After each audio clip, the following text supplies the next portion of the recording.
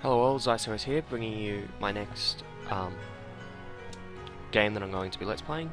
This time it's Eador, Master of the Broken World. It's a remake of Eador Genesis, I think it was called. It's pretty much just a graphic upgrade over that original game, from what I've heard. I haven't actually played the original. But the reason I'm playing this is because it feels somewhat similar to Heroes of Might and Magic 3, which is my favourite game pretty much of all time.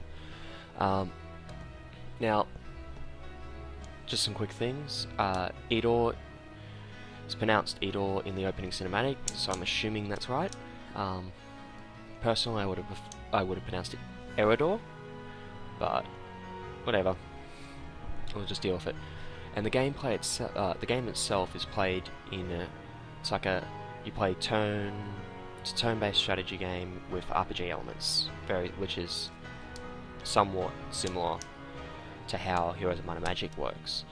But what ends up happening is this campaign is not just one map or a set of predetermined maps. It's randomized campaign, which obviously gives it more replayability if you like the game. And honestly, randomized campaigns, I reckon, are amazing. Normally, you can't put as much story in, but if your gameplay's nice, really good way to go.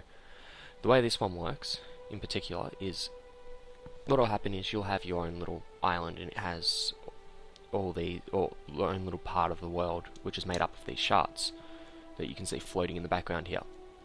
And each time you go onto a map and play through a game, you go to one of these shards. So say that was my one, be down here. I could go to this one, and I'll take all the technology and stuff that I've pulled in from the shards that I've already collected onto this new shard and fight my way through. And then at the end, if I win, this gets pulled into my shard, and I get some more technology. So when you start the game, it's very simple. There's not a lot to do. There's not a lot you can actually do. Not a lot of variation. But as you pull more and more shards into your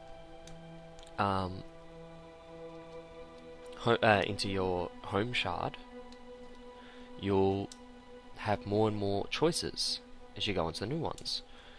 So the game will start off fairly simple, but then over time gets more and more complex. I don't know much more than that because I have only played a few of these shards, and we'll just see how it works out in the long run. Anyway, now you know what I'm going to be putting up next. Hope you enjoy.